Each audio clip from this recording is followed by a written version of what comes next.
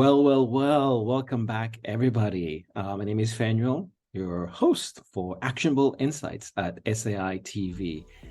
I am so excited to be joined today by the founder of Micro, Charles Philipp. Charles, welcome to Actionable Insights at SAI TV.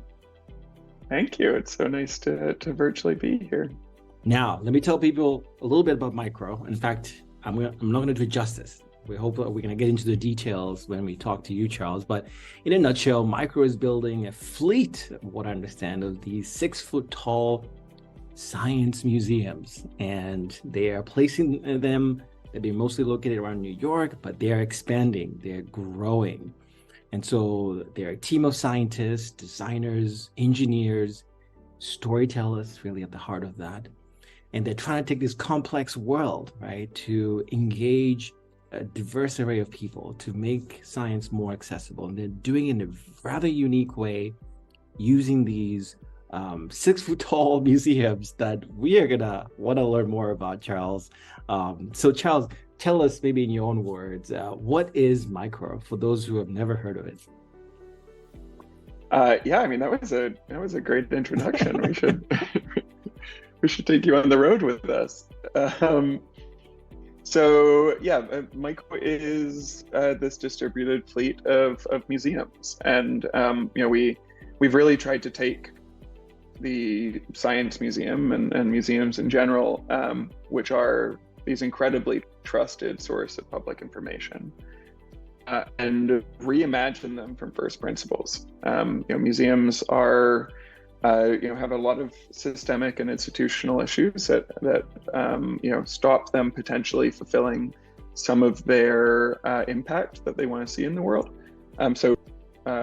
My team and I, we really looked at museums and thought, what if they could be free? What if they could, be in your daily life, so that you didn't have to travel to them? What if they were, playful and engaging, and could bring in new audiences? So we designed a scalable, modular fleet of these tiny museums, and we put them into laundromats and DMVs and public hospitals and libraries, that we meet people where they are. We meet people geographically where they are, and we also meet people, mentally and emotionally where they are. We give them these sort of modern day cabinets of curiosity, and teach them a little bit about the systems that they're all part of.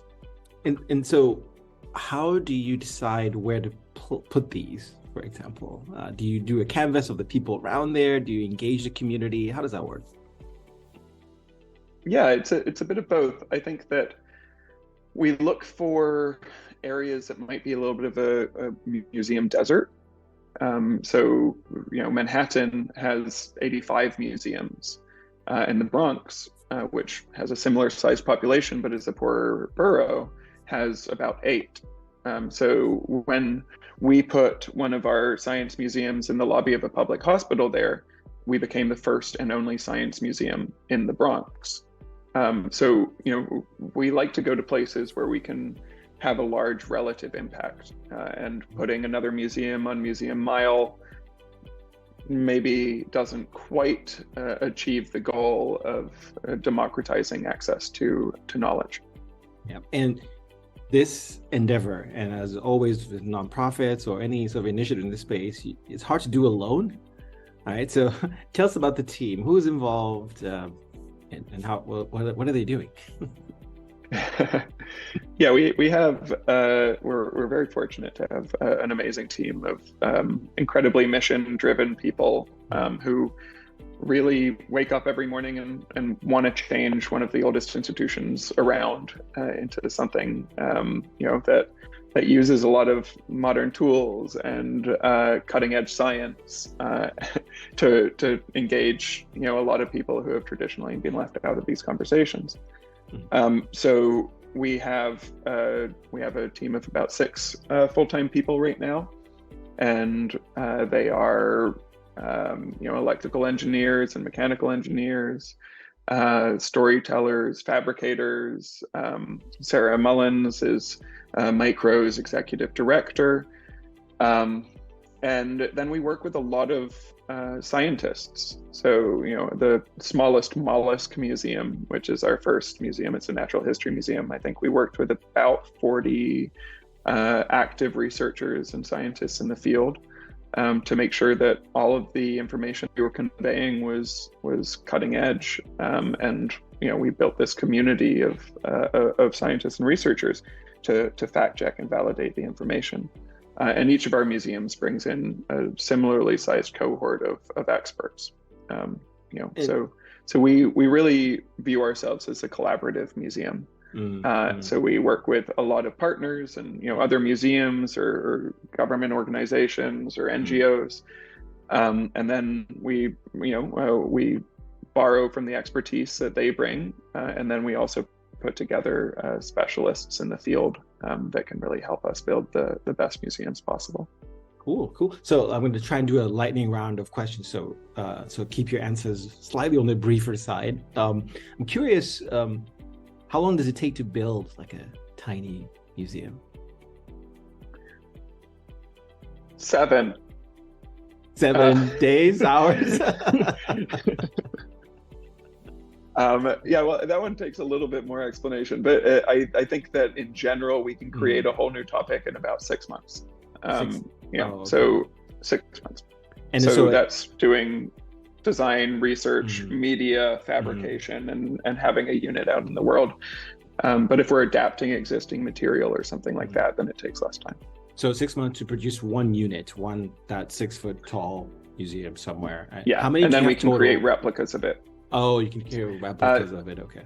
Yeah, so the idea is it takes a little bit longer to create the first one because that's where all the content comes from. But then replication of that unit and creating this distributed network of these museums is very easy at that point because we just have to press the button and make a replica. How many unique units are there right now total? Currently, we have about 10 units out in circulation. And those are in the public hospital, libraries, family courts, buildings across New York and San Francisco. But we're at the point where we're just about to start making, hopefully hundreds of them and putting them out all across the US over the next 12 to 16 months, and then internationally as well after that. Oh, that's actually going to be my question. You're mostly based in the US right now with ideas to expand. Where to? What time frame? Yeah, so our goal is to become the most visited science museum in the world over the next few years, and reaching a whole new audience.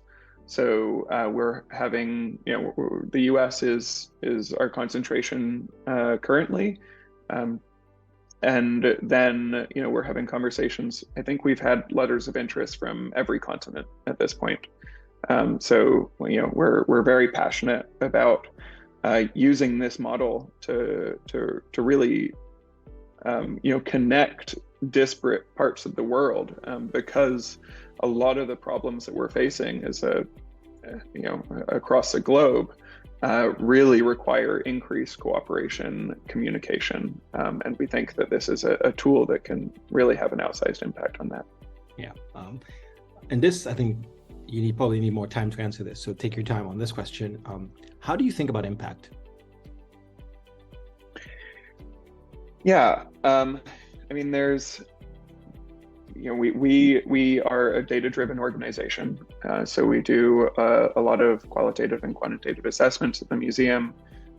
We have QR codes on the museum and things like that where people can link to additional resources. So we get an idea of the number of people that we're reaching. We also have observers that sit near the museum and we'll document visitors.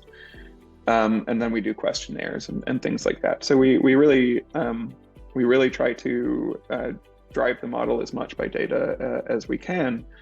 But the other part of it is just it's an incredibly human design. It's approachable. It's something that is like, you can see a couple of them over my shoulder, but they're 6 foot tall. You can approach them. You can just be doing your errands and suddenly find this strange object in your daily life.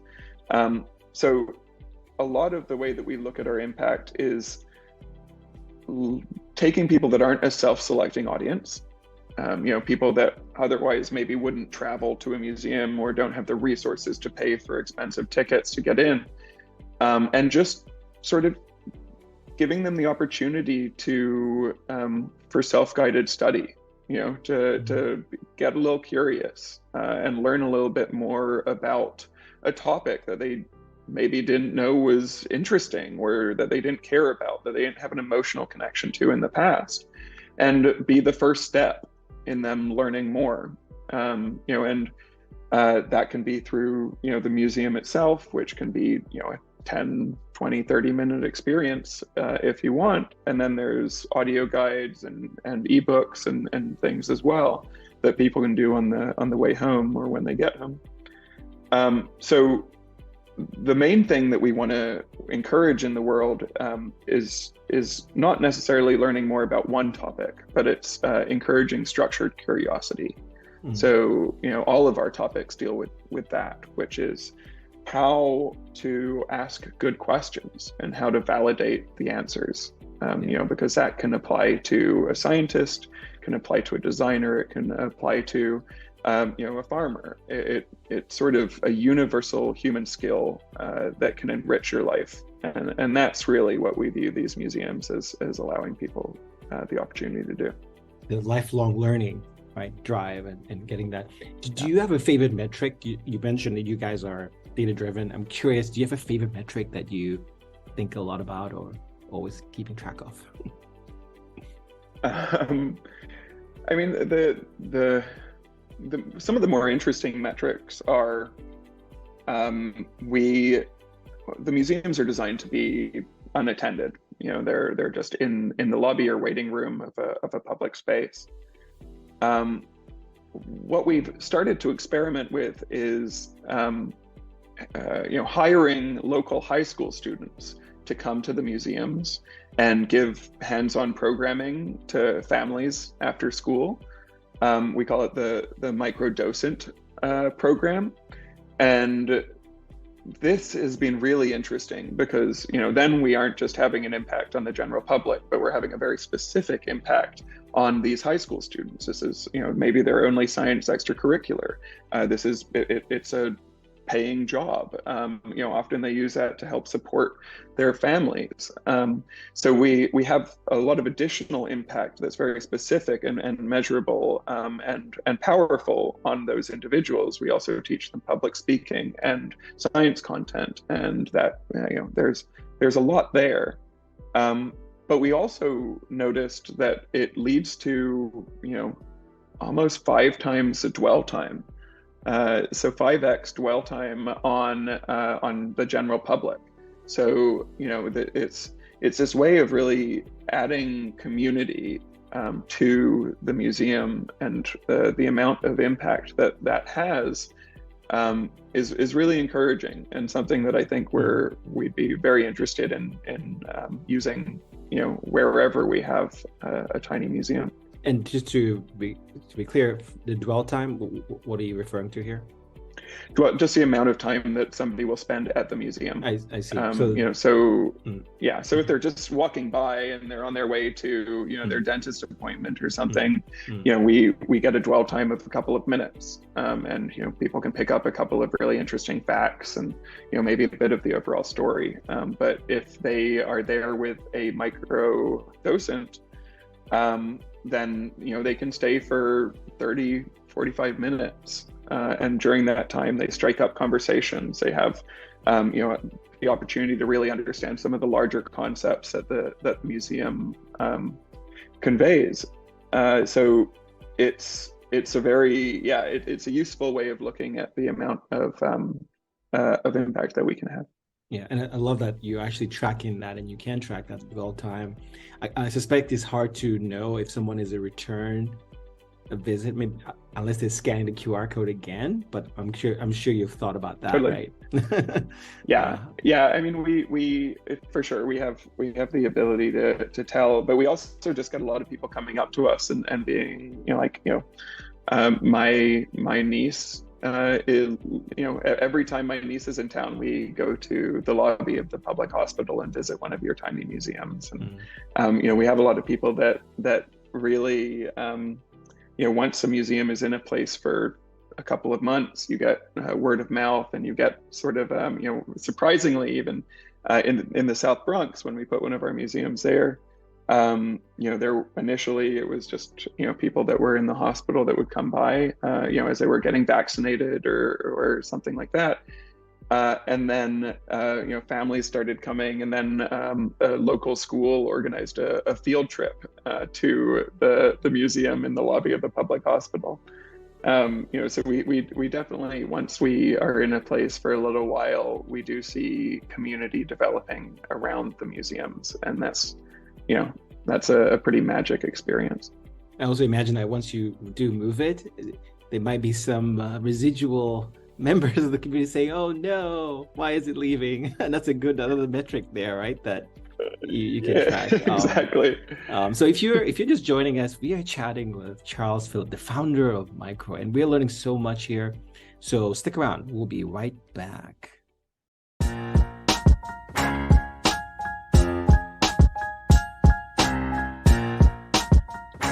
Welcome back.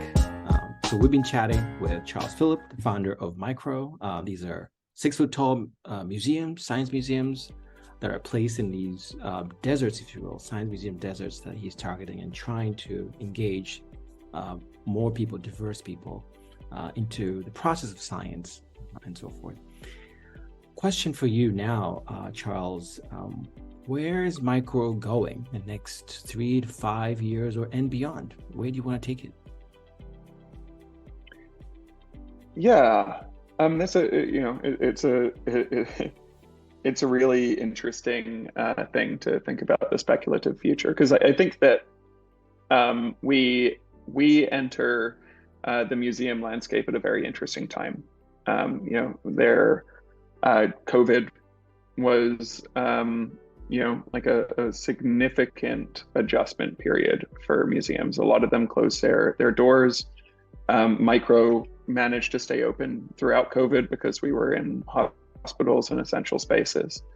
But a lot of other museums were shut for a year, some more.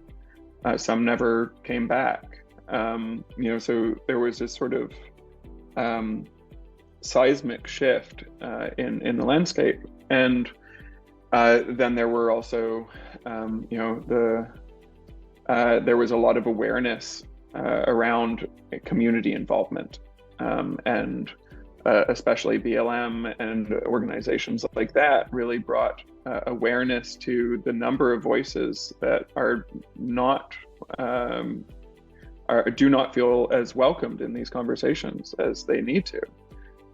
So we sort of are coming into the game at a very interesting point, where people are fundamentally reevaluating how they need to engage with the general public. So one of the things that Micro is doing is designing community curation, where communities can design their content into the museums.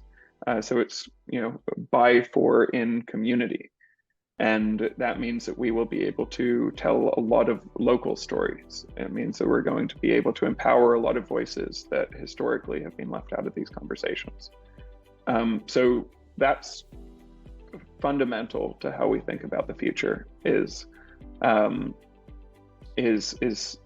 that approach of being able to design something that is highly collaborative, so that the design process is modular, the hardware is modular, the distribution process is modular, so that we can be very nimble and fully create a distributed network, connecting different places in similar conversations. So we've spent a lot of the last couple of years rethinking every aspect of our supply chain, our manufacturing processes, our collaboration tools, in order to create that future. and realize that promise. And as I said, I think that micro, we're looking to work with existing cultural institutions, science museums, or federal agencies, or not-for-profits, NGOs, in order to help tell their stories, and also working very, very closely with communities to make sure that everyone's voice is part of these fundamental conversations.